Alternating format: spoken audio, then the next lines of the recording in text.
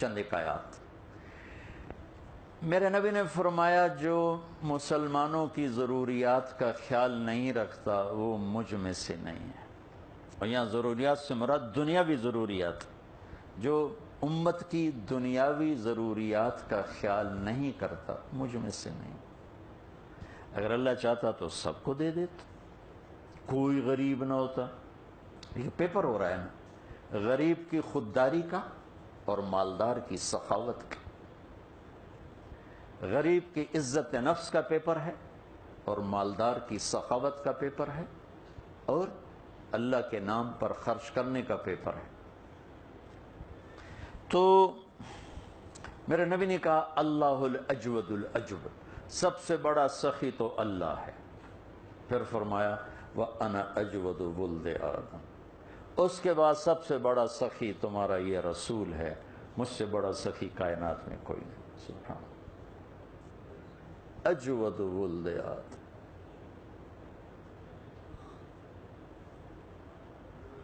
سب سے بڑی سخاوت دشمن کو معاف کرنا ہوتا، سب سے بڑی سخاوت۔ پیسے دی سخاوت یہ اوکھا ہی کام ہے، لیکن دشمن کو معاف کرنا یہ سب سے بڑی سخاوت ہے۔ اور 21 برس قتل کے منصوبے بنانے والے اہل مکہ کو آپ نے ایک بول پہ فرمایا جاؤ معاف کیا۔ اچھا معاف کیا نہیں کہا، ایک عجب جملہ ہے۔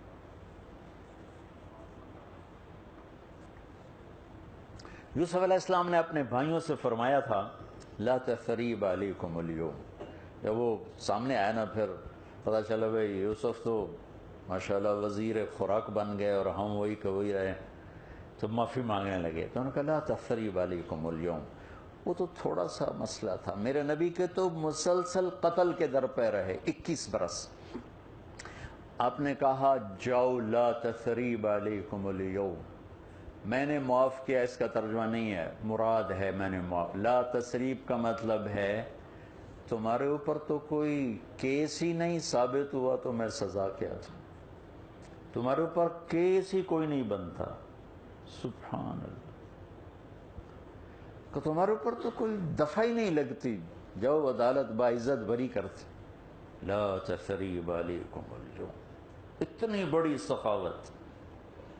قتل کے منصوبے بنانے والے اونٹ کو کی قطاریں کھڑی تھیں، صفوان بن امیہ یوں دیکھ رہا تھا، یوں دیکھ رہا تھا، یوں دیکھ رہا تھا، تو آپ کی نظر پڑ گئی کہ صفوان چنگے لگ رہے ہیں، کہ جی بڑے چنگے لگ، کہ جاؤ ساری وادی تجھے ہدیہ۔ کہنے لگے اب ایمان لایا کہ آپ سچے رسول ہیں، اتنی بڑی سخاوت کوئی نہیں کر سکتا، کیا اتنی بڑی سخاوت نبی کے سوا کوئی نہیں کر سکتا۔ پھر انہوں نے مکے میں آ کر او لوگو کلمہ پڑھ لو، یہ سچے نبی ہیں، اتنا بڑا ظرف کسی بادشاہ کا نہیں ہو سکتا، یہ سچا نبی ہی اتنی بڑی سخاوت کر سکتا۔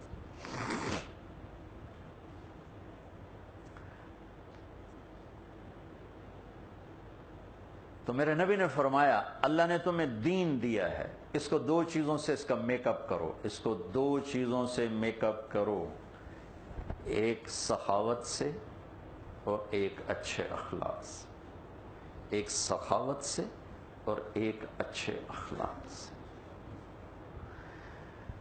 اوہو، تبوک کے موقع پر حضرت عثمان نے 10,000 لشکر کا سامان گھر سے دیا، 10,000، 30,000 کا لشکر تھا، 10,000 کو پورا سامان دینے والے ایک آدمی عثمان بن عفان۔ تو ان کے جب وہ دینار لے کر آئے سونے کے سکے، تو آپ کے جھولی میں تھے، ایسے جھولی میں، تو آپ ان کو یوں الٹ پڑ رہے تھے ایسے، اور فرما رہے تھے ما لا عثمان الا یعمل بعد، ما لا عثمان الا یعمل بعد، عثمان آج تو بعد جو مرضی کر، تیرا رب تیرے تے راضی ہوگی، آج کے بعد عثمان جو مرضی کرے، اس کی کوئی پوچھ نہیں، اس کی کوئی پوچھ نہیں۔ یہ تو مالدار کا قصہ ہے۔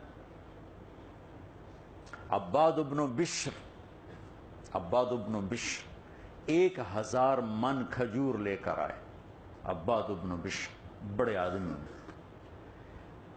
ایک غریب کا سناتا ہوں، ابو عقیل، روٹی بھی گھر کوئی نہیں، آٹا بھی کوئی نہیں، ان کا جی چاہا میں بھی اللہ دے نام تے خرچ کراں۔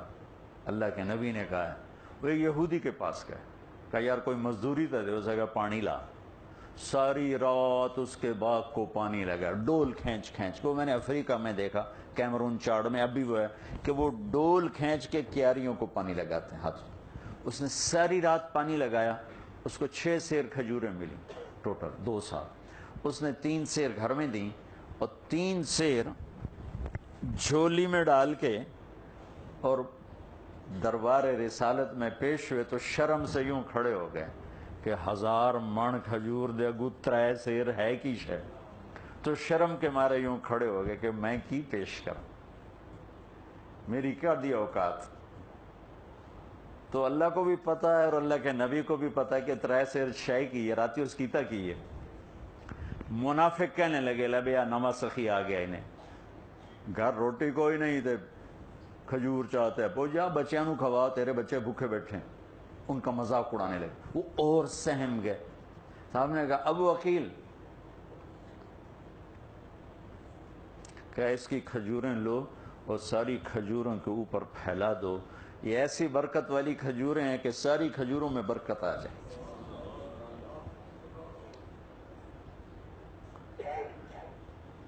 اللہ تعالیٰ فرماتے ہیں کہ میں سخی سے دوستی نہیں توڑتا چاہے وہ نافرمانی کیوں نہ ہو، اور بخیل سے دوستی نہیں لگاتا چاہے کتنا ہی تقوی والا کیوں نہ ہو۔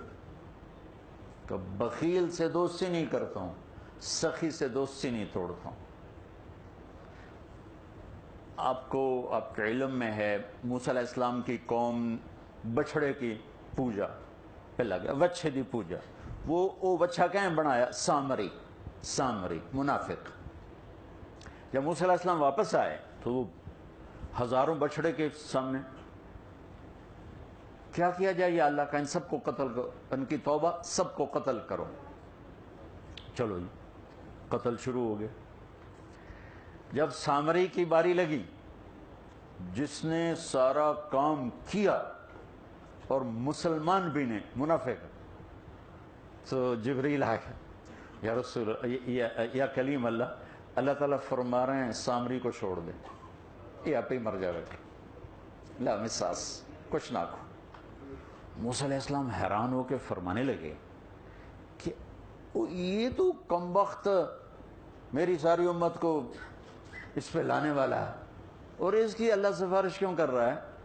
تو جبریل نے کہا اللہ فرما رہے ہیں یہ سخی ہے اور سخی کا قتل کرنا مجھے اچھا نہیں لگتا، انہوں میں آپ پہ ہی مار دے گا۔ سخاوت ایسی چیز کہ اس کی کھجوریں لو اور ساری کھجوروں کے اوپر پھیلا دو، یہ ایسی برکت والی کھجوریں ہیں کہ ساری کھجوروں میں برکت آ جائے۔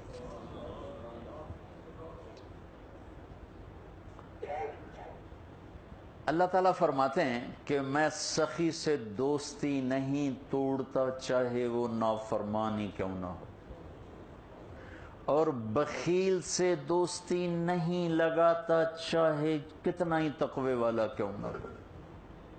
تو بخیل سے دوستی نہیں کرتا ہوں، سخی سے دوستی نہیں توڑتا ہوں۔ آپ کے علم میں ہے موسیٰ علیہ السلام کی قوم بچھڑے کی پوجا پہ لگا، وچھے دی پوجا، وہ بچہ کہیں بنایا؟ سامری منافق۔ جب موسیٰ علیہ السلام واپس آئے تو وہ ہزاروں بچھڑے کے سامنے کیا کیا جائے یا اللہ کا، ان سب کو قتل کرو، ان کی توبہ، سب کو قتل کرو۔ چلو جی قتل شروع ہو گئے۔ جب سامری کی باری لگی جس نے سارا کام کیا اور مسلمان بھی نے، منافق، تو جبریل آ گیا، یا رسول یا کلیم اللہ، اللہ تعالیٰ فرما رہے ہیں سامری کو چھوڑ دے، یہ آپ ہی مر جائے گا، لا مساس، کچھ نہ کھو۔ موسیٰ علیہ السلام حیران ہو کے فرمانے لگے کہ یہ تو کم وقت میری ساری امت کو اس پہ لانے والا ہے اور اس کی اللہ سفارش کیوں کر رہا ہے؟ تو جبریل نے کہا اللہ فرما رہے ہیں یہ سخی ہے اور سخی کا قتل کرنا مجھے اچھا نہیں لگتا، انہوں میں آپ پہ ہی مار دے گا۔ سخاوت ایسی چیز